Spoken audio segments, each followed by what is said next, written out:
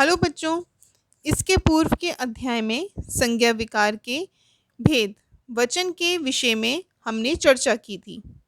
अब आपकी हिंदी व्याकरण पुस्तक के पाठ 9 में संज्ञा विकार के एक और अन्य भेद या प्रकार कारक के विषय में चर्चा करेंगे और उसे समझेंगे। बच्चों, सबसे पहले समझते हैं कि कारक कहते किसे हैं। शब्द के जिस रूप से संज्ञा व सर्वनाम का क्रिया तथा वाक्यों के दूसरे शब्दों के साथ संबंध का बोध हो उसे हम कारक कहते हैं। इन्हें हम उदाहरण से समझते हैं, जैसे रवि पुष्कर का मित्र है, माता जी ने रवि को बुलाया, राम ने गाना गाया।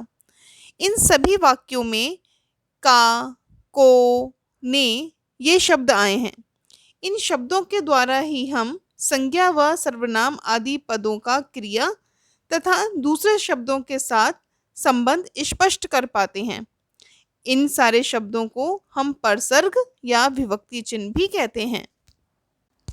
बच्चों, कारकों की संख्या या प्रकार 8 माने जाते हैं, जिनके नाम इस प्रकार हैं: कर्ता कारक, कर्म कारक, करण कारक, संप्रदान कारक, अपादान कारक, संबंध कारक, अधिकरण कारक और संबोधन कारक। इन कारकों के अनुसार ही इनके परसर्ग भी निश्चित किए गए हैं, जैसे कर्ता ने, कर्म को, करण से, संप्रदान के लिए, अपादान से।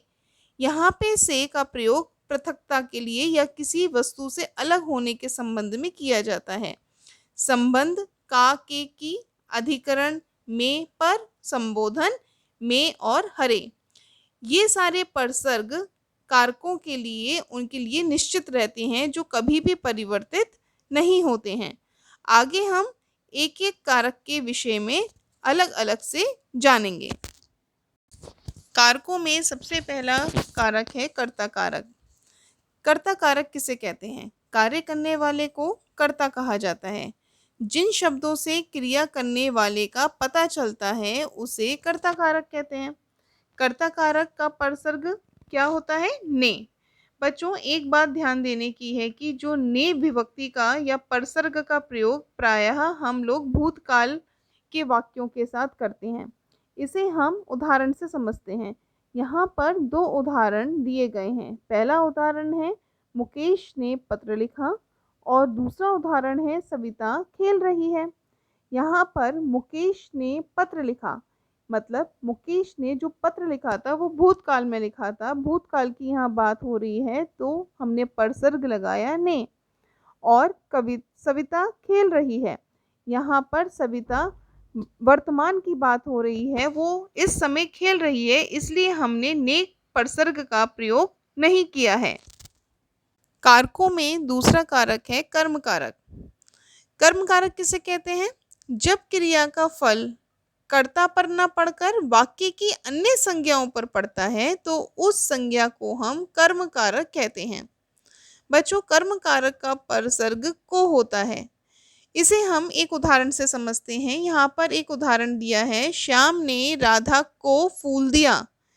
ध्यान से देखिए, यहाँ पर जो फूल है क्रमशः किसके द्वारा दिया गया है? श्याम के द्वारा दिया गया है। किसको? राधा को। तो यह जो यहाँ राधा है वो कर्म कारक कही जाएगी। तो हमने पहले ही परिभाषा में कहा था कि जब क्रिया का फल कर्ता पर, कर्ता कौन था यहाँ पर? श्याम। श्याम पर न पढ़कर आगे की अन्य संज्ञा कौन सी है? राधा। राधा पर पड़ा, इसलिए जो राधा है वो कर्म कारक हो गई। तीसरा कारक है करण कारक। करण कारक किसे कहते हैं? क्रिया को करने में कर्ता जिस साधन का उपयोग करता है वह करण कारक कहे जाते हैं। करण कारक का परसर्ग क्या होता है? से तथा के द्वारा। यहाँ हम एक उदाहरण से समझते हैं। पहला उदाहरण दिया गया है कि नौकरानी ने झाड़ू से सफाई की। मतलब नौकरानी ने किसके द्वारा सफाई करी? झाड़ू से। तो यहाँ पर झाड़ू या करण कारक है, क्योंकि कार्य इसके द्वारा ही संपन्न किया जा रहा है। लेकिन कभी कभी बच्चों से परसर्ग का प्रयोग केवल साधन की पहचान के लिए ही नहीं और अन्य प्रकारों के लिए भी किया जाता है, या फिर किसी का किसी से संबंध जताने के लिए भी इसका प्रयोग किया जाता है। जैसे श्याम की माताजी दिल्ली से आ रही हैं, तो यहाँ पर माताजी कहाँ से आ रही हैं? दिल्ली से आ रही हैं। ये संबंध सूचक भी हमें बताता है, तो यहाँ भी से परसर्ग का ही प्रयोग किया गया है, इसलिए ये भी करण कारक के अंतर्गत ही माना जाएगा। चौथा कारक है संप्रदान कारक। समझते हैं कि संप्रदान कारक किसे कहते हैं। वाक्य में कर्ता जिसके लिए कुछ कार्य करता है या जिसे कुछ देता है, वह संप्रदान कारक कहलाता है। बच्चों, संप्रदान कारक का परसर्ग को या फिर के लिए के साथ हम प्रयोग करते हैं। इसे एक उदाहरण से समझते हैं। यहाँ पर एक उदाहरण लिखा है, राधा अमित के लिए चावल बनाकर लाई। यहाँ पर किस परसर्ग का प्रयोग किया गया है? के लिए। अब उदाहरण को समझते हैं। इस उदाहरण में राधा कर्ता है जिसने अमित के लिए चावल बनाए, अतः यह वाक्य संप्रदान कारक है। एक दूसरा उदाहरण है, सीता ने अपने पिता को पत्र लिखा।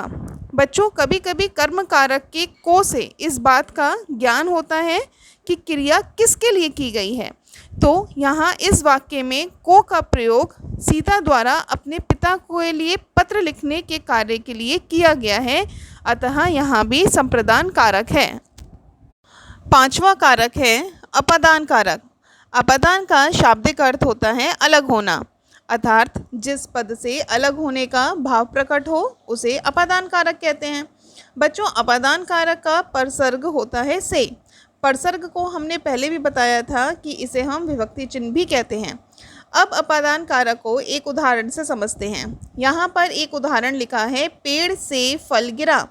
यहाँ पर फल किससे अलग हो रहा है? पेड़ से, अर्थात अलग होने का यहाँ पर भाव है।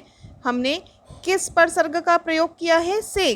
तो इस वाक्य में अपादान कारक होता है। इसके अलावा कुछ वाक्यों में जैसे घृणा, तुलना, भय, द्वेष, ईर्ष्या आदि भावों को भी अपादान कारक के द्वारा ही प्रकट किया जाता है। एक उदाहरण नीचे लिखा है, रवि सोहन से ईर्ष्या करता है। यहाँ पर ईर्ष्या का भाव प्रकट हो रहा है, इसलिए हमने से अपादान कारक का प्रयोग किया है। को के प्रकार में छठा प्रकार है संबंध कारक। ऐसे संज्ञा या सर्वनाम शब्द जो वाक्य में आए किसी दूसरे संज्ञा या सर्वनाम शब्द से अपना संबंध प्रकट करें, उन्हें हम क्या कहते हैं? संबंध कारक। और संबंध कारक के परसर्ग कौन से होते हैं? का, की, के या फिर रा, री, रे। इन्हें हम उदाहरण से समझते हैं। जैसे वह अमन की माता जी हैं। यहाँ पर अमन का संबंध माता जी से दिखा रहे हैं, तो यहाँ पर कौन सा कारक है? संबंध कारक। सातवां कारक है अधिकरण कारक। संज्ञा के जिस रूप से क्रिया के स्थान और होने के समय आदि का पता चलता है उसे हम अधिकरण कारक कहते हैं। अधिकरण कारक का परसर्ग है में तथा पर। इसे हम उदाहरण से समझते हैं। यहाँ दो उदाहरण हैं, बिल्ली मेज पर है और माताजी रसोई में हैं।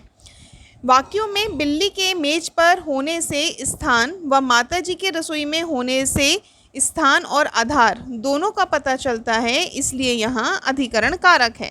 कारक का आखिरी प्रकार है संबोधन कारक। संज्ञा के जिस रूप से किसी को पुकारने के संकेत का बोध हो उसे हम संबोधन कारक कहते हैं। संबोधन कारक के परसर्ग होते हैं हे, अरे, हो आदि। यहाँ दो उदाहरण दिए गए हैं। हे भगवान सबकी रक्षा करना, रमेश बाहर जाओ। यहाँ दोनों उदाहरणों में प्रभु को पुकारने और रमेश को बाहर जाने के इशारे को दिखाया गया है, इसलिए यहाँ संबोधन कारक है। बच्चों, इस प्रकार हमने 8 कारक कर्ता कारक, कर्म कारक, करण कारक, संप्रदान कारक, अपादान कारक, अधिकरण कारक, संबंध कारक और संबोधन कारक के विषय में जानकारी प्राप्त की तथा साथ ही उनके कारक चिन्हों जैसे कर्ता का परसर्ग चिन्ह है ने, कर्म का को, करण का के द्वारा या से, संप्रदान का को के लिए, अपादान से, अधिकरण में तथा पर, संबंध का के की, रा रे री और संबोधन हे और अरे